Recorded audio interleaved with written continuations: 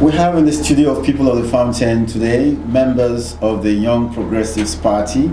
We want to allow them to introduce themselves one after another. Please, let's have your name. My name is Oimabi Akunifemi, the woman leader for Young Progressives Party. Ekiti State. Ekiti State. Yes, my name is Fagbi Miluashi Adele, a stakeholder in Young Progressive Party, Ward 2, Oye constituency, Ekiti State, yes sir. I'm Damola Lateju, a stakeholder in Young Progressive Party, Ekiti State. Yes, tell us more about when you say a stakeholder.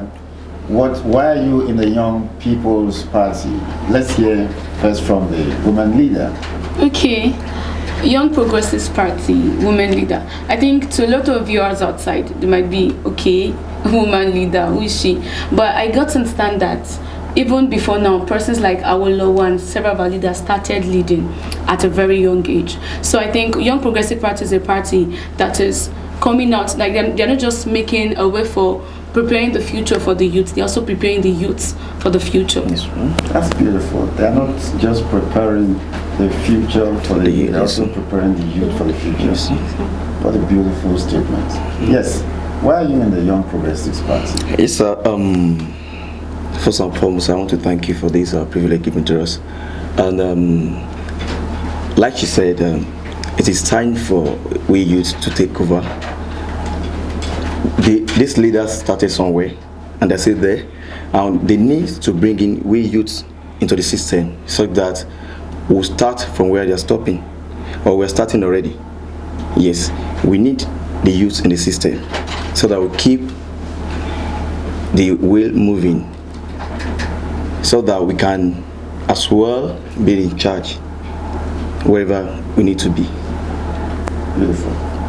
With everything happening in Nigeria now, we found out that we really need a government that gets us closer to, we really need a party in which we can actually make things easier for people, getting closer to the government, and we really need to be in a democratic system, not just having the name under a democratic government. We actually need to operate under a democratic system. And I found out that Young Progressive Party is that party that would actually make us get closer to the government, and making the government hear our opinions, and then actually being and enjoying that democratic system which we really are meant to be. Thank you. Daramola Olateju, what do you really have against existing parties before the YPP came into existence? Well, we've not actually been living in the very best way. We actually need a very better standard of living. Instead of actually having a lot of masses not being okay, everybody wants to be better. We need more job opportunities, a lot of unemployment, and we need to get good health and everything. So many things actually affecting us. Mr. Fagbemi, yes, you think there is something wrong with the existing parties before the YPP came into existence? Definitely, sir. In so many ways. We start from what is happening now, trending in Nigeria. That should be insecurity. That should be the top of it. That alone is a problem to everybody that we're all facing. And we think we know that the present government is not doing enough to solve this problem. That's why we need this party, people in Young Progressive Party, to come up with strategies to make sure we put things in place should we be in that position. Nifemi, the incumbent government has instituted a number of schemes. For example, I remember End Power and many other schemes targeting the youth. Yes, sir. How satisfied are you with all these schemes? Okay, sir. Like, it's these schemes, most of them, they say it's a form of empowerment. But what form of empowerment are they talking about when you are empowered for a year and then you go back to your normal state? Okay, this 774,000 was also a scheme, like giving people 20,000 naira for 3 months. After 20,000 naira in this present economy cannot even afford enough.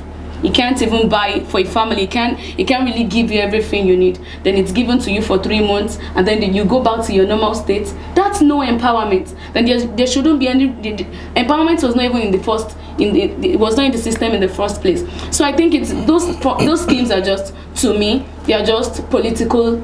And if we look deep into these things, the budget or the money infused into these things would have been more. It could have even been more beneficial if industries had been created, if sincere empowerment had been put in place. So I don't really think, just like I'm not satisfied, several other youths too outside are not satisfied. Even in the Empower system, there is now manipulations. Not everybody can apply for it and get it. We have people that the high echelons, those in high places, are the one who have access to it. And then we still say we are one Nigeria. It's not so. All right, thank you so much. Nifemi, I would like to ask you this question. So the other time you said YPP is preparing the youth for the future, yes, not sir. just preparing the future for the youth. Yes. Can you just tell us how is this party preparing the youth for that very future? Thank you very much, sir. Okay, for instance, if you have a child and then you decide to build a magnanimous building for the child, you've been building it all those days, and then one of these days you eventually give it to the child. The child does not know how to make use of these things. For instance, everything here, if I don't know how to make use of it, by the time I get there, it does not matter how beautiful they are, I would not use it appropriately. So one of the ways YPP, Young Progressives Party, is preparing the youth for the future is that it's open. If you look at our logo, it's a door. You see a door, and the door means opening. Like every youth can come in, regardless of your state. All we need is your wealth of knowledge. All we need is your openness. All we need is your wisdom. All we need is your commitment. These days now, youth cannot enter into politics basically because of the money they have or because of their economy. But YPP is open, and we have leaders, we have mentors who are ready to mentor you, teach you, and lead you, not standing as godfatherism or something, like say this is what we want. No, but they just lead you. And that's one of the reasons why YPP is preparing the youth for the future. All right, Sheil, I would like to ask this. How can we say this very particular party is different from the other parties? Because like PDP, APC, and some other parties we know in Nigeria, they always come around, make a propaganda, and getting there, most people complain that they do something different from what they've promised. So how are we sure that YPPN is not like every other party we've been seeing in the country? Thank you so much for that question. As you can see, if you have been seeing what is happening in Anambra State, we have a sitting senator already, and it is active, doing what he promised the people that he will do, and he's doing it, and he's doing a lot of them.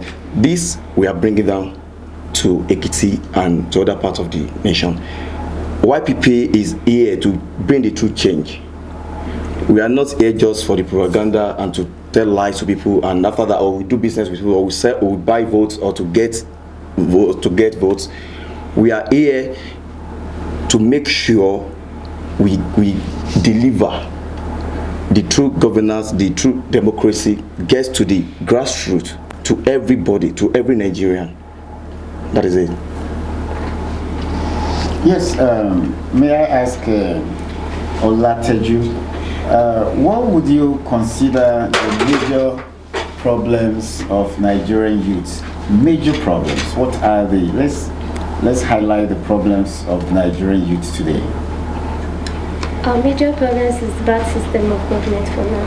Bad system of government. The governments are not actually doing what they are supposed to do, and they are making it actually very tiring for citizens and for youths generally. So I think when we have a very good system of government, the youths will get better, and when there are a lot of opportunities for these youths, we will all be okay, and Nigeria will be good. Fabian, do you want to add to that? Like she said, if these people, our leaders have the good people of this country at heart, or they really mean a lot to them, they will do the needful. But as you can see, they are not doing anything. What do you expect them to do? I mentioned earlier about insecurity. That's one of them. Health is there. The unemployment. You can see youths on the streets struggling. Some have even been into, dirty businesses around. As you can see, one of them is Yahoo and all that. It is because we have a bad government. So if this government can, get the graduates, not even the graduates, we have undergraduates that are even qualified to get to work with government. We're talking about the ND, national diplomas, school start and all that. If our government could get them jobs, all these what's it called, bad people will not be in our midst. We won't have robbers. We won't have these people called Yahoo guys and all of it. We won't have thieves among us. Then we can live in peace. Once you have food on your table, we are fine. The major problems of Nigerian youths.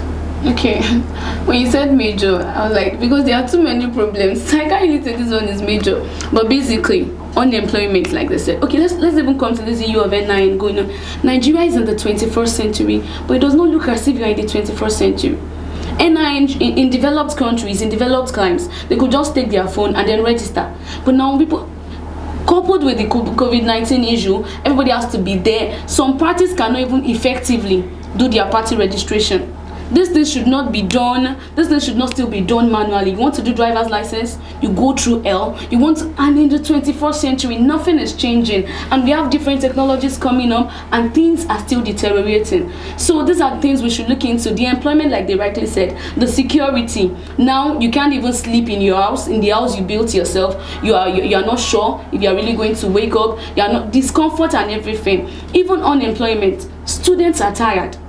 I was at the academic setting some weeks ago, and students are no longer encouraged, because where's the encouragement coming from when you get educated and there's no job? They are telling everybody to look into entrepreneur. A governor of a particular state decided to give youths cutlass and youths that are graduates. Some persons decide to give them bicycle. These are people that can bring a lot of things to the table and make the country better. But no, they are not looking into it. So the country, the problem of the youth is much. Like, we can't just say it's this, but it can start by tackling them little by little. The society can be better. We can all live on an equitable place. The person who has SSC can get a job suitable for him and his family, and they'll be convenient. The person who has a BSc can get a job suitable for him and his family, and they'll be convenient. But that is like they are not even being concerned. It's like we are not part of them. It's like the only time we are needed is only when it's time for election. People of the Fountain.